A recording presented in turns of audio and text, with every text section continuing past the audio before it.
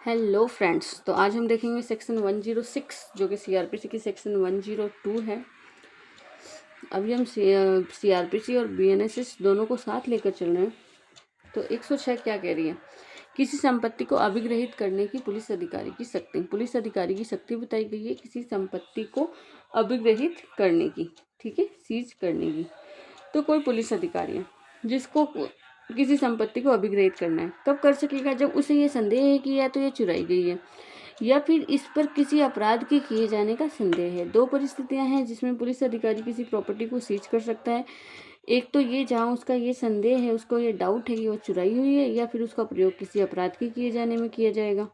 ठीक है, first close हमें ये कहना चाह रहा है। सेकंड क्लोज क्या कह रहा है कि अगर ऐसा कोई पुलिस अधिकारी किसी अधिकारी के अधीनस्थ है तब वो उस अधिकारी को उस अधिग्रहण की रिपोर्ट तत्काल देगा। ऐसी कोई संपत्ति उसने अभिग्रहित करी है, सीज करी है, तो उसकी रिपोर्ट तत्काल अपने से ऊपर पुलिस अधिकारी को देगा, अगर वो पुलिस अधिकारी कोई बाहर साधिक अधिकारी नहीं है, अधीनस्थ अधिकारी है। क्लोज 3 इसका कह रहा है कि उपधारा 1 के अधीन काम करने वाला जो पुलिस अधिकारी है अधिकारिता रखने वाले मजिस्ट्रेट को अभिग्रहण की रिपोर्ट तुरंत दे देगा। और जहाँ ऐसी संपत्ति जो अभिग्रहित की गई है वो ऐसी है कि वो सुगमता से न्यायालय में नहीं ले आई जा सकती, ठीक है। या फिर संपत्ति की कैटेगरी बता रहे कैसी संपत्ति है, तो ऐसी संपत्ति है जो कोर्ट में नहीं लाई जा सकती, या ऐसी संपत्ति है जिसकी अभिरक्षा के लिए कोई उचित स्थान प्राप्त नहीं हो पा रहा, उसको रखने में कठिनाई हो रही है, या जहाँ अन्वेषण के प्रयोजन से संपत्ति को पुलिस की अभिरक्षा में निरंतर रखा नहीं जा सकता, वहाँ वो उस संपत्ति को किसी ऐसे व्यक्ति की अभिरक्षा में देगा और उस व्यक्ति से वचनबद्ध करते हुए बंध पत्र निष्पादित करवाएगा कि जब भी कभी संपत्ति की अपेक्षा की जाए तब वो उसे न्यायालय के समक्ष पेश करेगा और उसके वहन के बाबत न्यायालय के अतिरिक्त आदेशों का पालन करेगा। तो पुलिस अधिकारी जो है संपत्ति को अभिग्रहित करने की सूचना तो मजिस्ट्रेट को तत्काल दे देगा, किंतु अगर कोई संपत्ति ऐसी है जो न्यायालय में इजीली नहीं लिया जा सकती, या फिर उसके रखने के लिए कोई उचित प्रॉपर प्लेसेस नहीं है, या फिर अगर उसको पुलिस इन्वेस्टिगेशन के प्रयोजन से उसको पुलिस की अभिरक्षा में नहीं रखा जा सकता, तो वो उसके लिए कोई व्यक्ति नियुक्त करेगा, उस व्यक्ति की अभिरक्षा में उसको सौंपा जाएगा और वो व्यक्ति उस संपत्ति के बाबत बंध पत्र निष्पादित करेगा।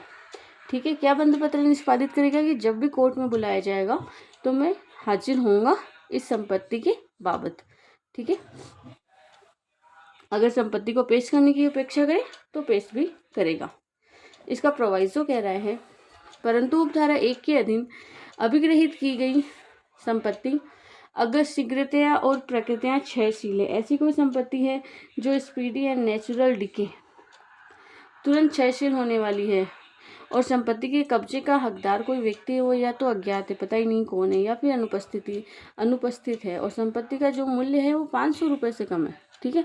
ऐसी संपत्ति का मूल्य 500 रुपये से कम है तो पुलिस अधिकारी क्या करेगा, उसके तत्काल नीलामी के द्वारा उसका विक्रय कर देगा, ठीक है।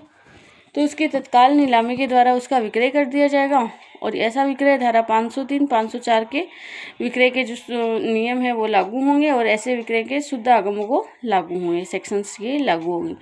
तो अगर कोई संपत्ति तुरंत डिस्पोज करने वाली है, उसका कोई वो जो अभिधारी है वो नहीं मिल रहा, वो या तो अनुपस्थित है या अज्ञात है, पता नहीं कौन ही है, और संपत्ति का मूल्य 500 से कम है, तो पुलिस अधिकारी उसका नीलामी के द्वारा विक्रय कर सकेगा। सेक्शन 107 जो है वो बीएनएसएस में नहीं जुड़ी है, सीआरपीसी में ये सेक्शन नहीं थी। ये क्या कह रही है, संपत्ति की कुर्की, अभिग्रहण, जब्ती या वापसी। या तो ऐसी संपत्ति को कुर्क कर लेना, उसको अभिग्रहण कर लेना, उसको जब्त कर लेना या उसको वापस लौटाना। तो इसका क्लोज फर्स्ट क्या कह रहा है कि जहाँ पुलिस अधिकारी को अन्वेषण करते समय यह विश्वास करने का कारण है, पुलिस अधिकारी अन्वेषण कर रहा है, इन्वेस्टिगेशन के टाइम पे उसको ऐसा रीजन टू बिलीव है कि ऐसी कोई संपत्ति प्रत्यक्ष या अप्रत्यक्ष रूप से किसी अपराध के क्रियाकलाप के परिणाम स्वरूप या फिर अपराध के कारित करने से उत्पन्न हुई है। ऐसी संपत्ति किससे उत्पन्न हुई है, या तो किसी अपराध के क्रियाकलाप के परिणाम स्वरूप या अपराध कारित हो गया उसके पश्चात ऐसी कोई संपत्ति उत्पन्न हुई है या किसी के द्वारा प्राप्त की जाती है। तो यथास्थिति पुलिस अधीक्षक या पुलिस आयुक्त, ठीक है, ये दोनों अनुमोदन के लिए न्यायालय से आवेदन करेंगे कुर्की का, पर्टिकुलर प्रॉपर्टी की कुर्की का आवेदन करेंगे, ठीक है। और कुर्की का आवेदन किस न्यायालय से के द्वारा किया जाएगा? तो जिस न्यायालय में विचारण करने के लिए अपराध का संज्ञान करने के लिए जो न्यायालय सक्षम है, या जिसे संज्ञान के लिए सुपुर्द किया जाएगा जिस न्यायालय को, उन दोनों न्यायालय में से किसी में। तो न्यायालय सुपुर्दगी किसमें होगी? सेशन न्यायालय में होगी।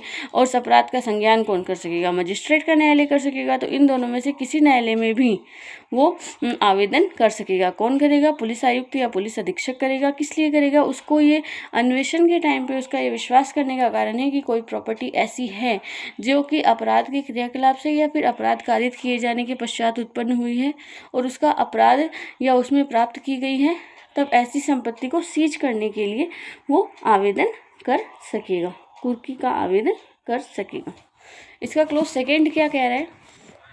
इसका क्लोज सेकेंड कह रहा है कि यदि न्यायालय या मजिस्ट्रेट को साक्ष्य लेने के पश्चात या साक्ष्य लेने से पूर्व, ये अब न्यायालय के पास गया मामला, न्यायालय और मजिस्ट्रेट को साक्ष्य लेने के बाद में या साक्ष्य लेने से पहले ये विश्वास करने का कारण है कि सभी ऐसी संपत्तियों का अपराध के लिए प्रयुक्त की जाती है ऐसी संपत्ति, तो वह उस संपत्ति का जो मालिक है, ऐसा मजिस्ट्रेट ऐसे व्यक्ति को 14 दिन के भीतर कारण दर्शित करने के लिए नोटिस करेगा कि क्यों न उसकी संपत्ति कुर्क कर ली जाए।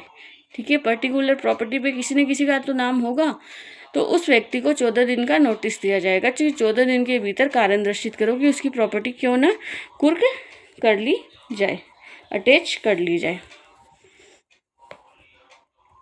आगे इसका क्लोज 3 कह रहा है कि जहां उपधारा 2 के अधीन किसी व्यक्ति को जारी किया गया नोटिस किसी ऐसी संपत्ति को विनिर्दिष्ट करता है जो कि किसी व्यक्ति के निमित्त किसी अन्य व्यक्ति के द्वारा धारित की जा रही है, तो ऐसे नोटिस की एक प्रति ऐसे अन्य व्यक्तियों को भी तामील करवाएगा। अब ऐसा है कि प्रॉपर्टी पे एक से ज़्यादा लोगों का अधिकार है, तो एक से ज़्यादा नोटिस की जाएगी, उसकी प्रति एक से अधिक व्यक्तियों को दी जाएगी। ठीक है, उसकी भी तामील कराई जाएगी। क्लोज 4 इसका कह रहा है कि जहाँ न्यायालय या मजिस्ट्रेट को विचार करने के पश्चात उपधारा 2 के अधीन उन्होंने कारण नोटिस जारी कर दिया और न्यायालय या मजिस्ट्रेट अपने समक्ष उपलब्ध जो तथ्य हैं तथा ऐसे व्यक्ति या व्यक्तियों को सुनवाई का अवसर देने के पश्चात ऐसी संपत्ति के संबंध में अगर उसे लगता है कि इसमें अपराध के आगम के लिए इसका प्रयोग किया गया है, तो उसके कुर्की का आदेश जारी कर सकेगा। कब करेगा? कारण नोटिस जारी करने के पश्चात, पर्टिकुलर फैक्ट्स पर ध्यान देते हुए और साथ में ही युक्त सुनवाई का अवसर देने के पश्चात कुर्की का आदेश दे सकेगा। अब इसका प्रोवाइजो कह रहा है कि यदि ऐसा कोई व्यक्ति कारण बताओ नोटिस में विनिर्दिष्ट 14 दिन की अवधि के भीतर मजिस्ट्रेट के समक्ष हाजिर नहीं होता, ठीक है, 14 डेज में अगर हाजिर नहीं होगा तो कोर्ट क्या करेगा? कोर्ट एक्स पार्टी ऑर्डर जारी करेगा। अगर वो हाजिर नहीं हो रहा है तो कोर्ट इसके संबंध में एक्स पार्टी ऑर्डर जारी कर देगा। न्यायालय या मजिस्ट्रेट एक्स पार्टी ऑर्डर जारी करेगा। इसका क्लोज 5 कह रहा है कि उपधारा 2 में अंतर्विष्ट किसी बात के होते हुए यदि न्यायालय और मजिस्ट्रेट की ऐसी राय है कि नोटिस के जारी होने से कुर्की, अगर ऐसा कोई नोटिस जारी कर देंगे तो उसके जारी होने से कुर्की या अधिग्रहण का जो उद्देश्य है वो विफल हो जाएगा, तो न्यायाधीश कुर्की या अधिग्रहण का एक पक्षीय अंतरिम इंटरिम ऑर्डर भी पारित कर सकता है। वो कारण बताओ नोटिस जारी नहीं करके इंटरिम ऑर्डर पारित कर सकता है अगर न्यायालय या मजिस्ट्रेट को ऐसा लगता है, उसकी ऐसी राय है तो। और ऐसे आदेश 6 के अधीन पारित आदेश करने तक सेक्शन, अब इसकी क्लोज 6 बता दिया। क्लोज 6 में सब क्लोज 6 जो है उसका जब तक ऑर्डर नहीं आ जाता तब तक ऐसा एक्स पार्टी आदेश जो है, ऑर्डर जो है वो प्रिवेल करेगा, वो चलता रहेगा। अब इसका क्लोज 6 क्या कह रहा है कि यदि न्यायालय या मजिस्ट्रेट ऐसा पाता है कि कुर्की या अभिग्रहित संपत्ति में अपराध का आगम है, ठीक है, अपराध के लिए प्रयुक्त की गई है, तो न्यायालय या मजिस्ट्रेट आदेश के द्वारा जिला मजिस्ट्रेट को आदेश देगा, किसको? जिला मजिस्ट्रेट को, कि ऐसे व्यक्तियों को जो अपराध से प्रभावित हुए हैं अपराध के उन आगमों को आनुपातिक रूप से वितरित करने का निर्देश दे सकेगा।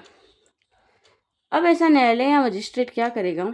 जहाँ उसे पता चलता है कि कोई संपत्ति अपराध के लिए प्रयुक्त की गई थी, ठीक है, और उस अपराध से बहुत से लोगों का नुकसान हुआ है, बहुत से लोग प्रभावित हुए हैं, तो ऐसे जो लोग प्रभावित हुए हैं ना, और वो संपत्ति जिस जिले में है ना, उस जिले के जिला मजिस्ट्रेट को ऐसा आदेश देगा कि उस संपत्ति को तो आप वो कर दो, कुर्क कर लो, और फिर उसके जो आनुपातिक जो उसका जो अनुपात आ रहा है, उसकी जो राशि आ रही है, उसको आप ये जो प्रभावित व्यक्ति है इनमें वितरित कर दो। ठीक है। Order to direct the district magistrate to rateably distribute such proceed of crime to the person who are affected by such crime. ठीक है। उसको क्यों कुर्की के बाद में क्या होगा, कुर्क करने के पश्चात उसको बेच दिया जाएगा। बेचने से जो उसकी शुद्ध आगम आएंगे उनका बंटवारा कर दिया जाएगा प्रभावित लोगों में। अब इसका क्लोज 7 कह रहा है कि 6 के अधीन पारित किसी आदेश की प्राप्ति पर ऐसा कोई आदेश अगर न्यायालय के द्वारा मजिस्ट्रेट के द्वारा दिया जाता है तो जिला मजिस्ट्रेट 60 दिन की अवधि के भीतर 7 दिन के भीतर अपराध के आगमों को या तो स्वयं वितरित करेगा, अपराध के आगमों को या तो स्वयं वितरित करेगा या अपने अधीनस्थ अधिकारी को इसके लिए प्राधिकृत करेगा कि भाई आप अफेक्टेड लोगों में बांट दो। और यदि ऐसे आगमों को प्राप्त करने के लिए कोई दावेदार ही नहीं है, यदि कोई क्लेम ही नहीं कर रहा है, या कोई दावेदार अभिनिश्चय योग्य नहीं है, या कोई चीज़ दावेदार को असर्टेन नहीं किया जा सकता भाई इस पर विश्वास करें नहीं करें, या दावेदार के समाधान के पश्चात कोई अधिशेष है, तो ऐसे जो शुद्ध आगम जो प्राप्त हुए हैं वो सरकार के पास चले जाएंगे, सरकार को संप्रहित हो जाएंगे। If there are no claimants to receive such proceed, कोई क्लेमेंट्स नहीं है, and no claimants is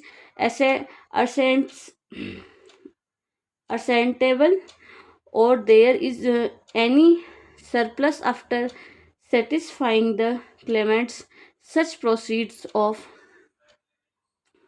crime shall stand forfeit to the government। तो फिर वो किसके पास चले जाएंगे, वो गवर्नमेंट के पास चले जाएंगे। ये थी अपनी न्यू सेक्शन 107। अब ये सेक्शन 108 में क्या है, सीआरपीसी की सेक्शन 103 है। ओनली हेडिंग है कि मजिस्ट्रेट अपनी उपस्थिति में तलाशी लेने का निर्देश देगा। जहाँ कहीं भी कोई कार्य हो रहा है, कोई तलाशी ली जा रही है, वहाँ मजिस्ट्रेट अगर चाहे तो अपनी उपस्थिति में तलाशी का निर्देश दे सकता है। नेक्स्ट 109 जो कि सीआरपीसी 104 है, उसमें क्या गई, पेश की गई कोई दस्तावेज है तो उसको कोर्ट परिबद्ध कर सकता है, पेश की गई दस्तावेज को इम्पाउंड कर सकता है, कोई भी न्यायालय यदि ऐसा ठीक समझे तो। नेक्स्ट है सेक्शन 110 आदेशिकाओं के बारे में व्यतिकारी वचन, सीआरपीसी 105। कोई इतनी इम्पोर्टेंट सेक्शन नहीं है, नॉर्मल सी सेक्शन है। तो इस सेक्शन में क्या कहा जा रहा है कि जहाँ उन राज्य क्षेत्रों का जिस पर कि इस संहिता का विस्तार है, किसी व्यक्ति को समन किया गया है, या किसी व्यक्ति की गिरफ्तारी के लिए वारंट जारी किया गया है, या किसी को न्यायालय में हाजिर होने के लिए कोई दस्तावेज पेश करने के लिए हाजिर होने के लिए कहा गया है, या कोई तलाशी वारंट जारी किया गया है, तो जो जिस न्यायालय के द्वारा जारी किया गया है ना, तामील या निष्पादन किसी भी स्थान में किया जाएगा, तो ऐसा तामील या ये निष्पादन है वो कहीं भी किया जाएगा। और अगर ये भारत की सीमाओं से बाहर किया जा रहा है या भारत से संधि करने वाले राज्यों में किया जा रहा है, तो इसमें ये जो है वो अधिकारी के पास डाक के द्वारा भेजा जाएगा, और समन हो या वारंट हो 2 प्रतियों में भेजा जाएगा। ठीक है। और धारा 70 के उपबंध इसे लागू होंगे। यही इसके आगे के क्लोज में कह रहा है कि अगर भारत के बाहर का कोई स्थान है तो केंद्र सरकार के बाबत भेजा जाएगा, और वही चीज़ है कि ये 2 प्रतियों में ही भेजा जाएगा। और केंद्र सरकार का अधिकारी राज्य कौन कौन से हो गए, या तो जो कि विदेशी राज्य हैं, देश या सरकार की सेवा के अधीन संविदाकारी राज्य जो है उनके साथ ऐसा कुछ किया जा रहा है। तो क्या कह रही थी कि आदेशिकाओं के बारे में व्यतिकारी व्यवस्था क्या की गई है, अगर समन वारंट की कोई आदेशिकाएं जारी की जाती है तो उसके बारे में क्या व्यवस्था की गई है। तो उक्त राज्य क्षेत्र के न्यायालय को जिसने कि ऐसा समन जारी किया है, वारंट जारी किया है, या तलाशी वारंट जारी किया है, या किसी दस्तावेज के लिए किसी व्यक्ति को समन या कोई आदेशिका जारी की गई है, और वो भारत से बाहर किसी राज्य में है या फिर किसी संविदाकारी राज्य में प्राप्त की जा रही है संविदाकारी राज्य के लिए, तो वहाँ पर तामील या निष्पादन वो ऐसा कराएगा वो जिसे ये प्राप्त हुई है संविदाकारी राज्य का न्यायालय या मजिस्ट्रेट जो है कि वो उसी के द्वारा जारी किया गया है और अपनी स्थानीय अधिकारिता के भीतर उसे प्राप्त हुआ है। और प्राप्त होने के पश्चात अगर वारंट का निष्पादन कर दिया गया है तो उस पर धारा 82-83 के उपबंध लागू होंगे, और तलाशी वारंट में 104 के उपबंध लागू होंगे। सेक्शन 82-83 क्या बोल रही है, सेक्शन 82 बोल रही है कि अधिकारिता के बाहर पुलिस अधिकारी के द्वारा गिरफ्तारी वारंट जारी किया गया उसमें क्या करेगा, और 83 बोल रही है कि मजिस्ट्रेट क्या करेगा। 104 अपने को क्या बोल रही है 104 बोल रही है कि अधिकारिता के परे कोई तलाशी की गई है तो उन चीज़ों का वहन कैसे किया जाएगा, उनको डिस्पोज कैसे किया जाएगा, ये सारी इसमें सेक्शंस में बातें बताई गई है। कोई इंपॉर्टेंट सेक्शन नहीं है, इसीलिए मैंने इसको फटाफट बोला है। ये संविदाकारी राज्य से कोई सम्मन या तलाशी वारंट का निष्पादन कर दिया गया, ऐसी कोई दस्तावेज पाई गई तो अधिसूचना उस न्यायालय को उसके प्राधिकारी के मार्फत भेजी जाएगी। और किसको भेजी जाएगी, तो भारत के बाहर का कोई स्टेट है या कोई टेरिटरी ऐसी है जिसे भारत ने संविदा कर रखी है, तो कॉन्ट्रैक्टिंग स्टेट है, तो वो किसको भेजेगा, केंद्र सरकार को भेजेगा। बस इतनी है इसमें इंपॉर्टेंट सेक्शन थी 107 जो कि न्यू सेक्शन BNSS में लागू हुई है।